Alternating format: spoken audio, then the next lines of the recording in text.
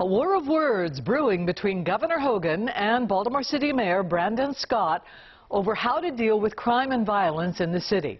It comes on the heels of a disturbing attack on two Korean women store owners in West Baltimore. And WJZ is live. Amy Kawada has the new comments from the governor about that attack and city crime in general. Amy. Denise, Governor Hogan says he has a loose connection with the two victims. He called the video hard to watch and even critiqued the city's efforts on tackling violent crimes. I was outraged. It's just another example of this violent outbursts and attacks on Asians all across the country. Governor Hogan outraged over the brutal attack of two Korean women in their West Baltimore store. My youngest daughter, Julie, who lives in Ann Arbor, Michigan, a guy who I know well, her good friend that she went to school with, who's from the Baltimore area, his best buddy was their mom and aunt.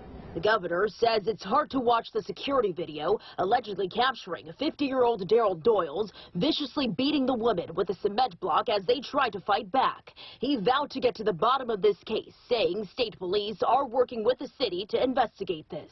Well, the city needs to just do a better job of focusing on crime. It seems to be the last thing that they're concerned about. This recent attack comes on the heels of another violent weekend. Since Friday, April 30th, Baltimore has seen a spike in violence. We're going to continue to push. We're going to continue to hold people accountable. Mayor Brandon Scott says he recently met with the police commissioner to go over the city's crime prevention plan.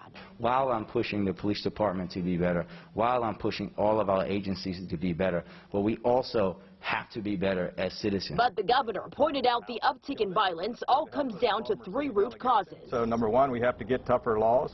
Number two, we can't defund the police, which is the mayor's plan. We got to invest more in our police. And number three, we have to have a prosecutor that's willing to prosecute crimes. Mayor Scott fired back in a tweet Tuesday, telling the governor, quote, rather than relying solely on status quo solutions, to meet and discuss violent crime and gun trafficking. And Commissioner Harrison says detectives are working diligently to solve recent crimes and bring those responsible to justice. As of this morning, so far this year, there have been 107 homicides reported in the city. This time last year, there were 92. Live tonight, I'm Amy Kawada for WJZ.